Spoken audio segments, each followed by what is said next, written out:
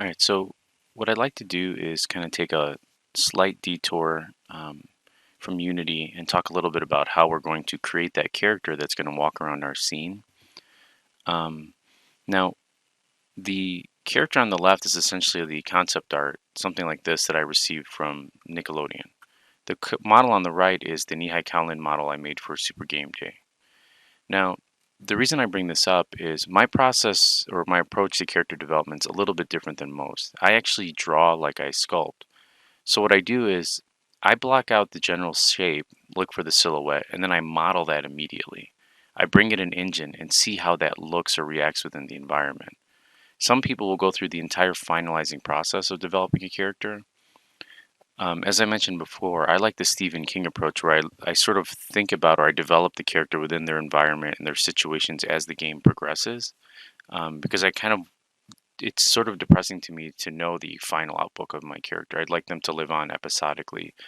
Um, so I'm sort of interacting with them, sort of in my mind. I'm learning about them as I go. So let's jump into Photoshop and let's take a look at the very first steps I take to blocking out a generic character. So here we are in Photoshop. Go up to File, New, and what I like to do is just go to Art and Illustration, select this option here, but instead of setting the height to 2000, I just make it 1000, and then I hit Create. Now, I know I've been doing a lot of thinking, like I'm running outside and just kind of reflecting on what the character is going to be. So I know I want it to be in this sort of cartoony style that I've been developing lately. And I don't, I've been doing a lot of research on psychologists and in some parts psychiatrists and seeing how there are. I've been looking at the stereotypes of how they dress, things like that. So I've got a pretty good idea reference-wise of what I want to do. But um, I also want my character to be cute and sort of depressing in a Tim Burton way, like Imagine Corpse's Bride. So let's go ahead and set up our scene. So I'm going to hit Control and R to bring up my rulers. Another way of doing that is if you go to Window and click on um, essentially rulers, which is where, let's see. Oh,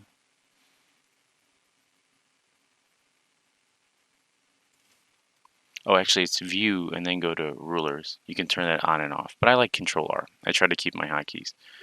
Now, I want my character to be 3 heads high. So what I can do is, let's double click this and you can see rulers is in pixels. I'm going to switch it to inches and that gives me a little bit more. You can see on my page is roughly 3.5 pages high. I'm going to go ahead and hit OK there. Now, if I want my character to be 3 heads high, I can really just left click and drag this down. And so let's say the halfway point here. So here's, I'm going to go 1/2 an inch off of each thing. So here's 1 inch here. And then we'll go down another inch. So I'm really just making my character 3 inches here. Now, I start off by, and these rulers can get a little annoying, but because if you go to Window and, I'm sorry, View, and you can see here's extras, you can turn these rulers back on and off, or just hit Control and H here. Another thing I don't like is this snap setting here, which is Shift, Control, and plus, but let me show you this. So with snapping on, as I'm drawing, notice that my brush snaps to the ruler, and I don't want that. So if we go in here and we go to View, and we turn that off, now you can see I can draw across that. All right, so I'm going to hit Control, Shift, and N to create a new layer, or you can just click down here to New Layer. And we're going to roughly off to the side here, just sketch, just have some fun with the sketch. Now, I tell my students,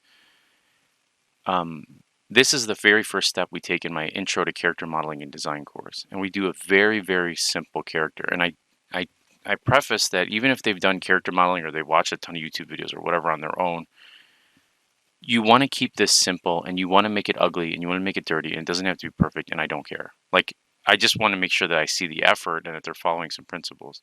So let's start with blocking out just the generic shape of the head. So basic shape like this, not perfect by any means. I'm going to divide that in half and we're just kind of creating a rough sketch and I'm just talking through my process. So there's my head shape. This first section here is the head. This is the body, right? And then the third section down here is essentially the legs. Now, my psychologist, he's been beat down by life, right? His love of his life just left him. We're going to learn about him through the game. So I want to make sure that he's kind of got this slumped, beat down appearance. So his shoulders are up here because his head's coming down. And we really should draw his head a little bit lower, but again, it doesn't really matter. So inside of here, this is the construction of the body. Now, since my character spends most of his time researching cutting edge psychology methodology and stuff, he doesn't get to the gym that often. So his body would be a lot thinner than this, and so would his legs. So as we're building this out, I'm going to just sort of extend this, and like we're going to kind of spill up. Ordinarily, I would draw the body down here. I would have the neck here, kind of like, fully extended. But this is the sketch here. So we're going to create a more finalized version. You'll see it up here. So his body's a lot thinner. So I'm going to represent that as a box, which is in kind of contrast to the head. So sloped shoulders, box here. Now the feet, I'm going to draw them a little bit higher because everything got shifted up. And for the feet, I'm going to just draw that more like a triangle because I want to show the narrowness of it. So I'm going to draw 2 half circles down here, and then I'm just going to connect that to the top here. So here's my generic shape. I'm just looking at construction lines. I'm going to hit E and sort of clean this up a little bit so you guys can see that better. All right. And for his hands, I like on my characters, especially the lengthy ones or whatever, I like to give them very long, kind of string beanie arms. And so I'm going to just connect that off to the shoulders there. Remember what I told you, his shoulders sort of slump over. So here's like a generic shape that I like.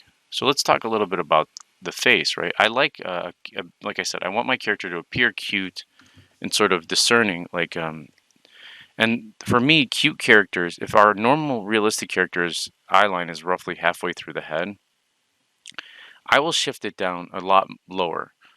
So if our half line is here, I want this to be the top of my eyes, and then essentially where the nose line would be the bottom. So my eyes would go here, and then below my eyes, I like to draw big ears like this.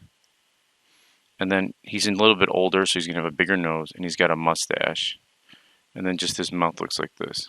So he's got this big brain, big heads, kind of indicating that he's a maybe smarter person. Could be one of the downfalls of his thing. So here's his mustache. And as we clean this up a little bit, you'll start to see that, our character come through. All right, next thing is the hair. He's a little bit older, and so for the eyebrows, I'm going to give him thick, bushy eyebrows. He's going to definitely have lines down here, sort of these tired Tim Burton-esque lines.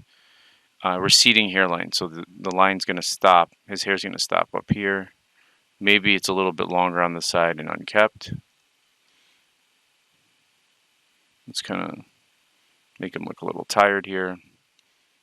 Just something like this.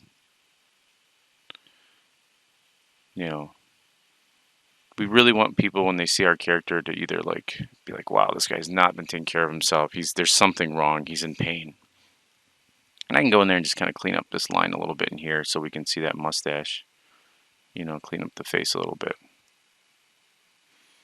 So he's got this big, thick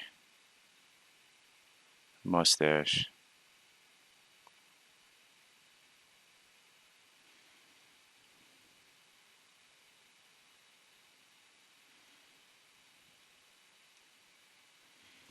All right, so next thing is I can say, you know what, he definitely, he's a psychologist, he's a professional, he's got this tie going on, something like this.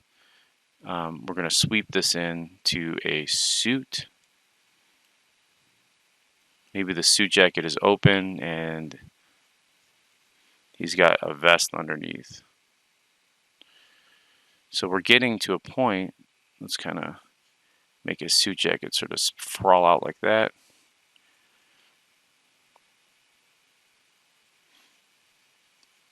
So just switching between E and B for my brush.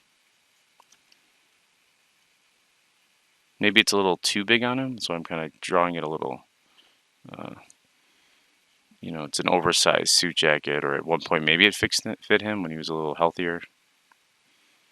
Let's get these last bits in there.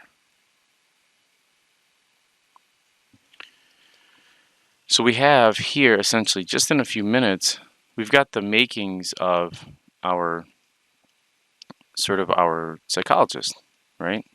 Now, when we go to, you can see I'm adding cuffs to the pants here, just basic generic shapes. Now, what I'm going to do in the next video is I'm going to transfer this into the turnaround, which is the front, side, and 3/4 view. But I'm not finalizing any of these details. Like literally, when we transfer this into Maya, I'm going to block out the generic shape from this sketch. And this could all change. I could add a flower here that represents, like maybe he's holding on to a flower or some sort of gift, or she gave him, you know, she gave him something as a thing, and he keeps it in his suit jacket. Maybe she gave him some sort of toy because he's a fan of some sort of show. Or we'll develop as we develop the character, the design develops, and that's why I tell my students, do not marry your first design, right? Like I like this character, but like, I don't know what his pants are gonna look like. I don't know the texture yet, and I want to know what kind of, like, what does this character love? What colors? And has it become void of him? Is he only dressed in grays? And we'll figure that out as we continue to develop our character.